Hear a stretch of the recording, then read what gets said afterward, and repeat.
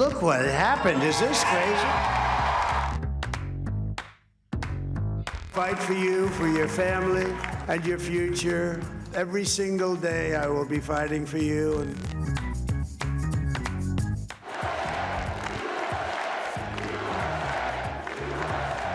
I believe the greatest political movement of all time. There's never been anything like this in this country and maybe beyond.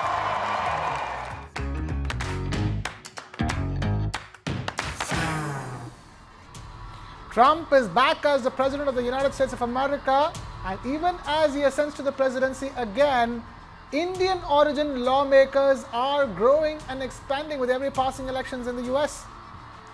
The 2024 US presidential election saw several Indian origin Americans vying for spots in the US Congress, and Vice President Kamala Harris was aiming to make history as the first woman and person of color to hold the presidency. The expansion of the informal so-called Samosa Caucus, a group of Indian American lawmakers that could soon add a new face if Democrat Amish Shah wins in Arizona's District 1. So, let's begin with what exactly is this Samosa Caucus. Well, it's a term that's been floating around since the year 2018, coined by Illinois Representative Raja Krishnamurti in the US. The name comes from the beloved Indian snack, symbolizing the growing influence of Indian American politicians in the US. Originally consisting of 6 members, the caucus now includes 7 if Amish Shah wins in Arizona. Let's take a closer look at some of the standout Indian American lawmakers already making waves. Let's begin with Suhas Subramaniam. Suhas is a trailblazer as the first Indian American to represent Virginia's 10th congressional district. A lawyer, former White House advisor, and a proud son of immigrant parents from Bengaluru, Subramaniam has a deep background in technology policy and job creation. He is now running for US Congress after serving in Virginia's state Senate. Next, Ami Bera, a familiar face in the US Congress. Ami Bera has represented California's 6th district since the year 2013, re-elected for a 7th term this year. A physician by training, Bera advocates for better healthcare access and mental health services. He is a champion for strengthening US-India relations and improving global health. His parents hail from Rajkot in Gujarat.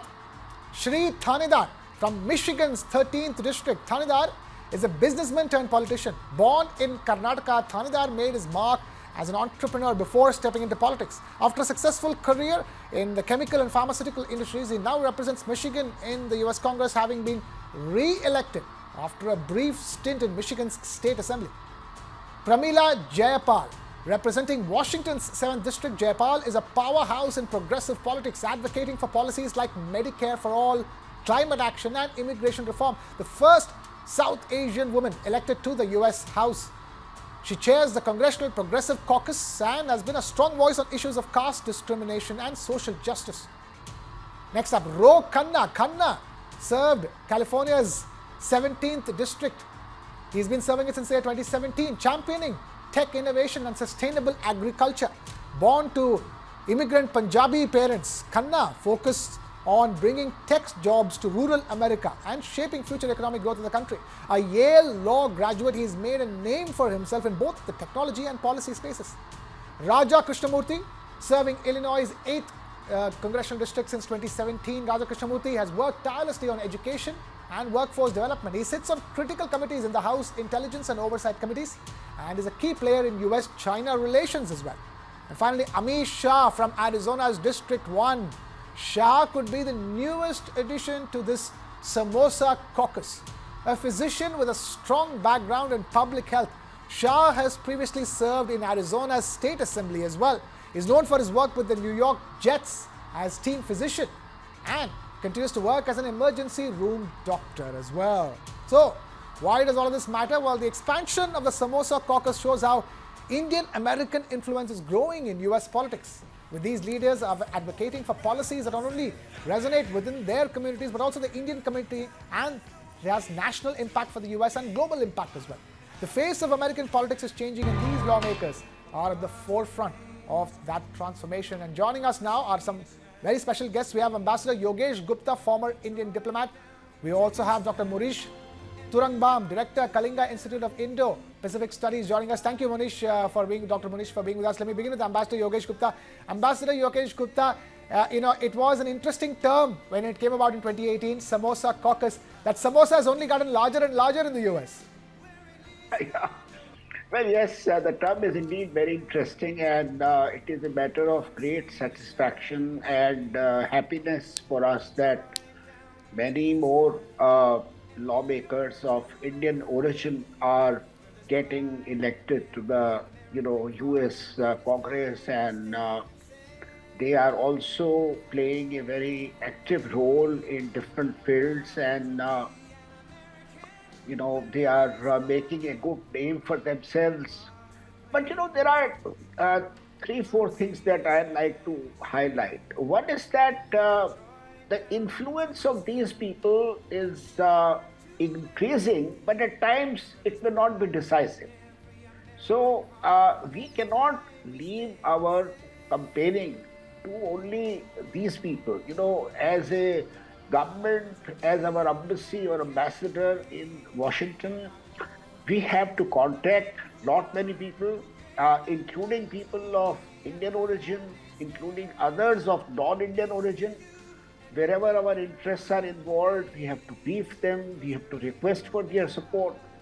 So that is one point.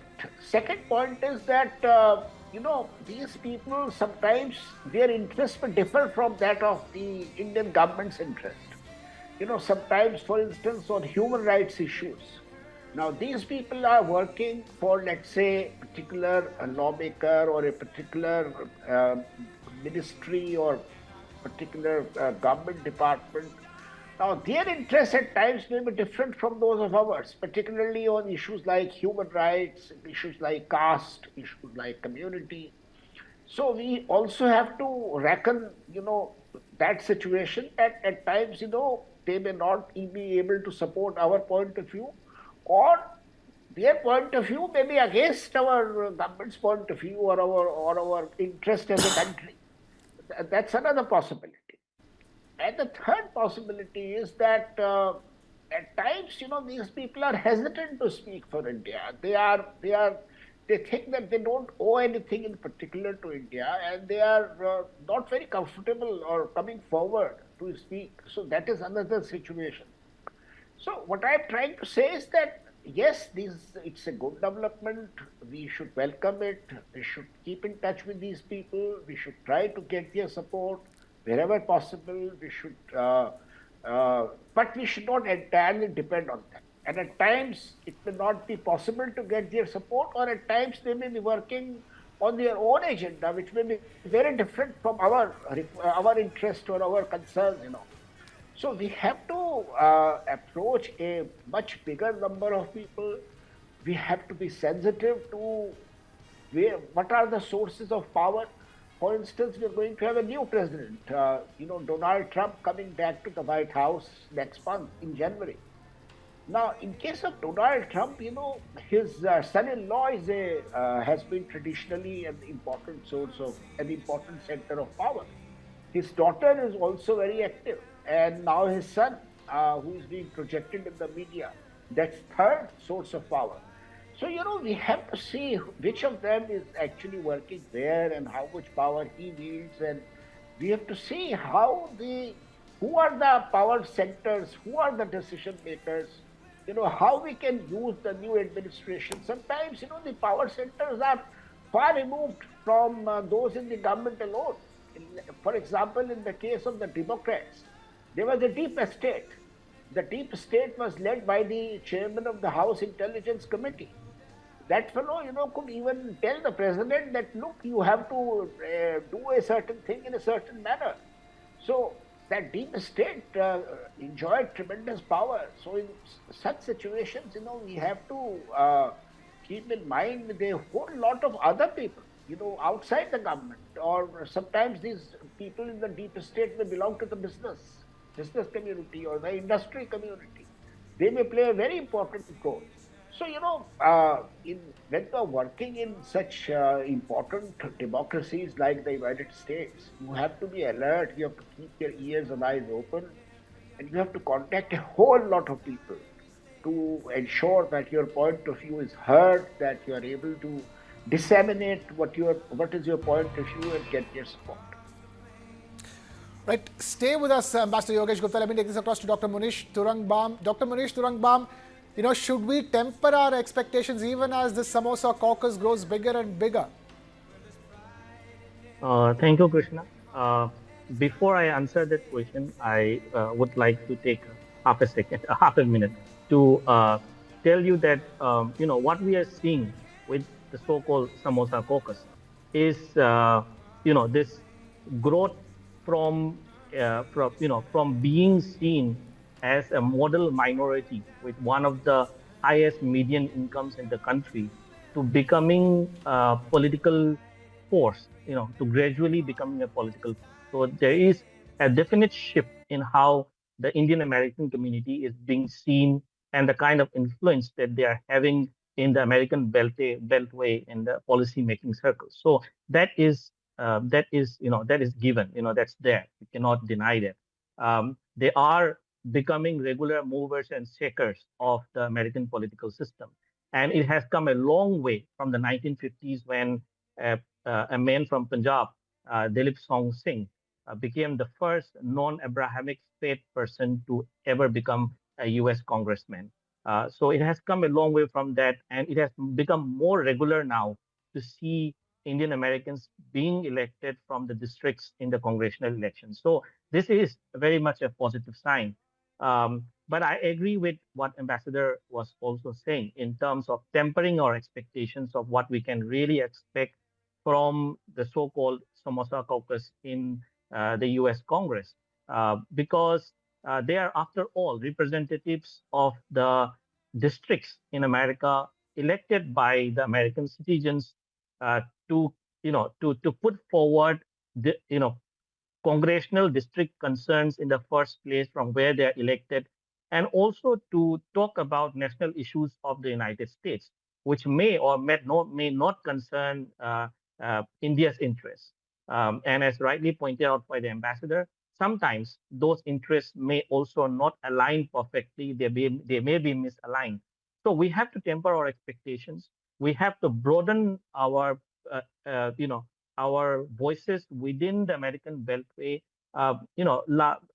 Many years back in 2000, around 2005 to 8, when the negotiations for the India-US Civil Nuclear Cooperation Deal was going on, the Indian American community did play a very important role in trying to reach out to both the Republican Party and the Democratic Party to get the support within the U.S. Congress to push the nuclear deal to the finishing line. So there are constituencies in the American Beltway that has to be nurtured, and we cannot keep it on autopilot. It has to be nurtured from both the parties.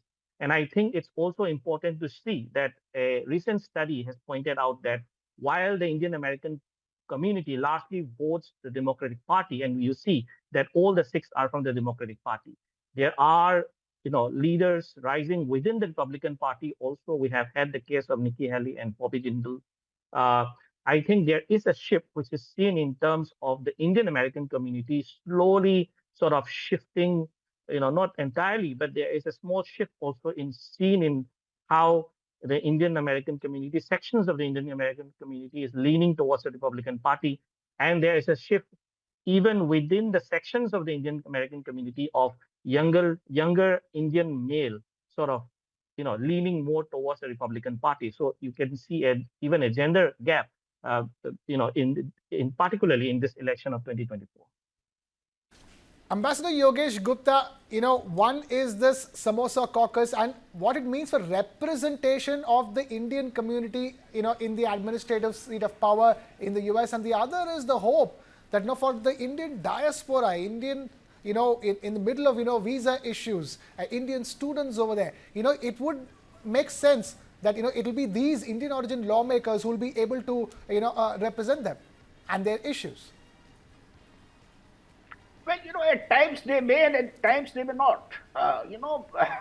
Again, I mean, so much has happened between India and the United States, in the Biden administration in the last couple of months, whether it's the issue of Khalistanis or it is the issue of human rights or the other issues.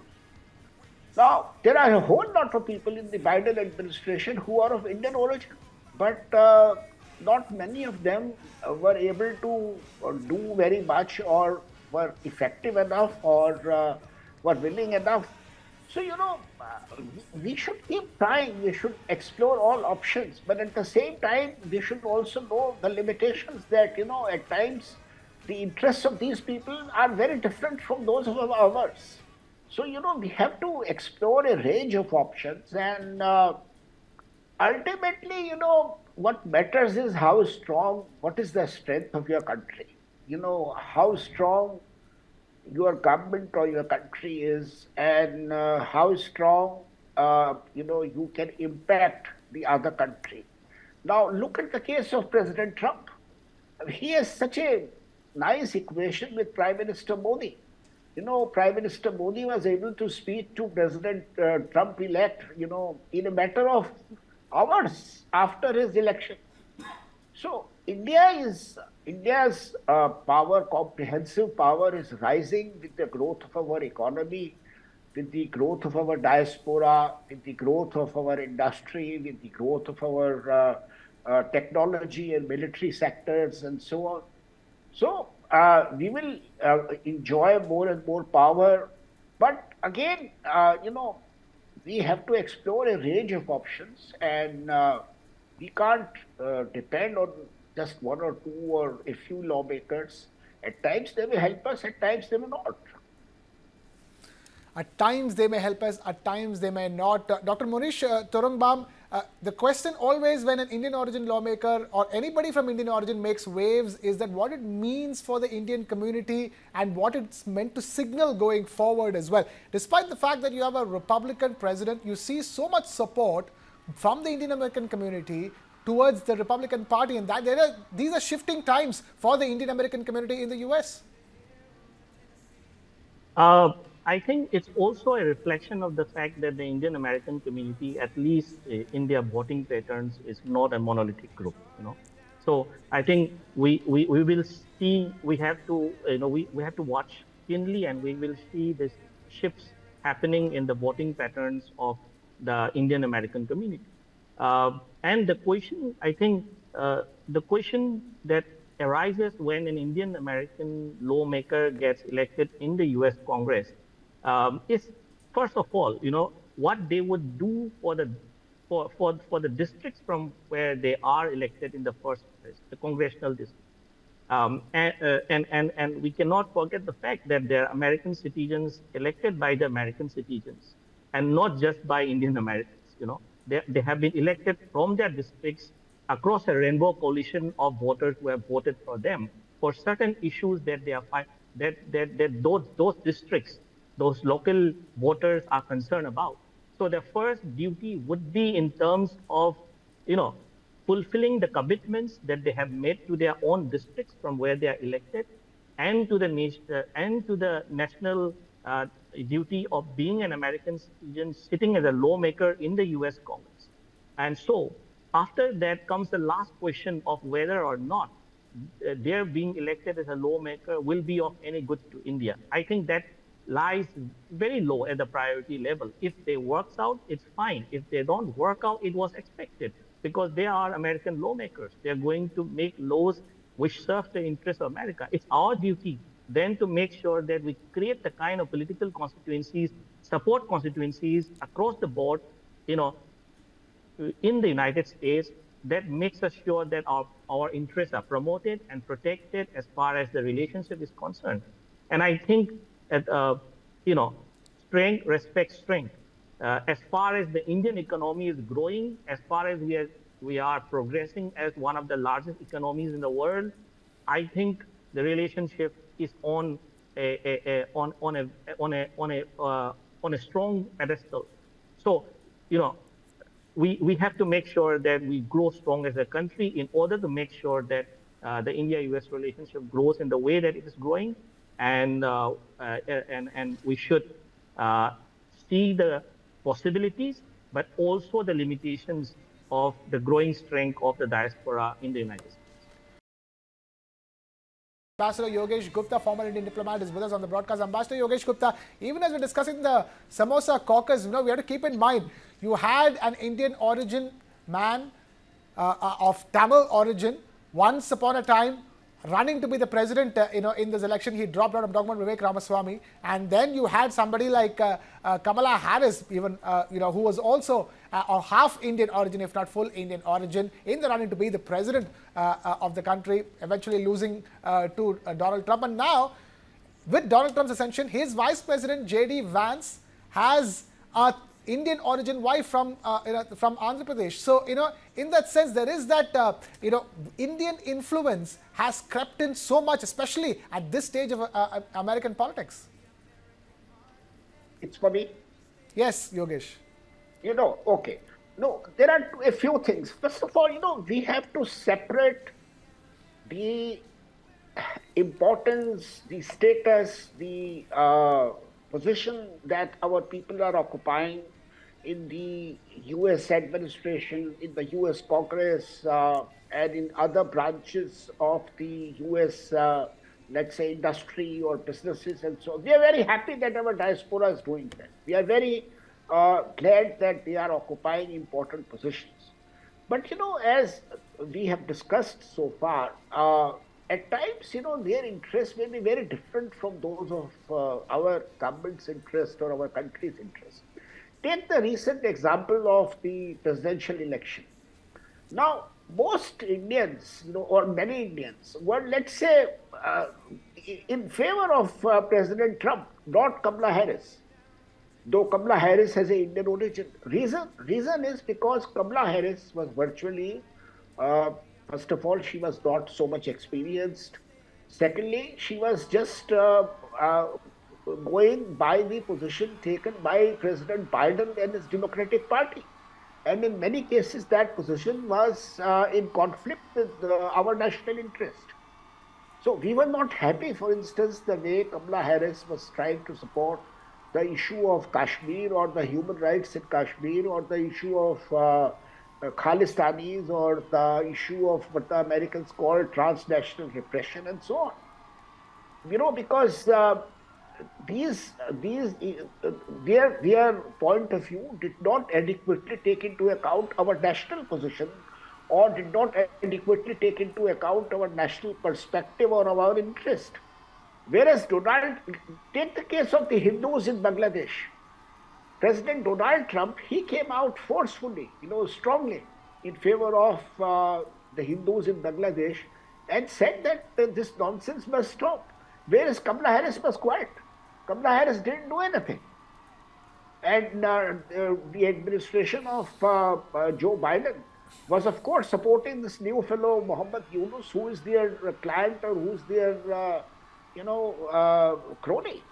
So, we have to be mindful of the fact that, yes, while we are happy that our people of Indian origin are occupying important positions, but as the previous speaker said, we have to keep our expectations tempered. We should not blindly hope that they will always be able to support us. But at the same time, we should reach out to them, brief them wherever possible, try our best to impress our point of view on them. But then we must broaden our options. We must deal with a very large number of people, and we must know which people in the US are going to be more sensitive to our interests. That is the key. And which people are more powerful and they can pull the power strings. And that is the key, isn't it, Dr. Morish Turangbaum? It's not enough if somebody is just an Indian origin, a lawmaker, somebody who is sensitive, somebody who can bring about change for the Indian American community. Krishna, I think it's very important to, and I concur absolutely what Ambassador was saying. It's important to differentiate between the celebration of the socio-cultural significance of Indian American community rising up as a political force in India, or an Indian American sort of, in running into the ticket of the major parties. So I think it's important to first understand that the socio-cultural significance of that moment is given. We should celebrate that. But we should also be, I think, astute enough to separate it from the point of policy impact. That something that is celebrated as a culturally significant moment is not going to necessarily translate into policy impact when it comes to the promotion and protection of India's interests. And I think we should go forward keeping that in mind. And I again would like to reiterate the point that they are American citizens. They are American citizens who have been elected by American citizens from across the board. They are not just elected by Indian Americans from those districts. They have been elected by white Americans. They have been elected by black Americans. They have been elected by Hispanics. So there is a whole lot of voter base that pushes a candidacy ahead. They would not have won the election just based on Indian American votes. So their first job is to cater to the commitments that he has made to those districts that he is elected from, or she is elected from. Their commitment is to the national interest of America. And I think the moment we understand that and keep that in our mind and temper our expectations and separate it from the cultural significance of the rising Indian American community from the policy impact question, I think we will be able to better handle the highs and the lows of this relationship, which definitely will come. These are two very complex democracies.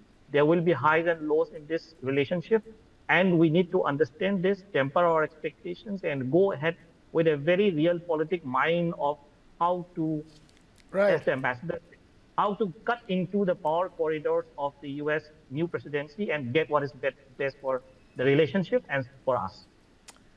Right. I'm afraid we'll have to leave it at that. Completely out of time here on this discussion. Dr. Monish Turangbam, Director, Kalinga Institute of Indo-Pacific Studies. Thank you so much for taking time out to be with us. And Ambassador Yogesh Gupta, former Indian diplomat, thank you so much for being with us on this broadcast. Look what happened. Is this crazy? Fight for you, for your family, and your future. Every single day I will be fighting for you. And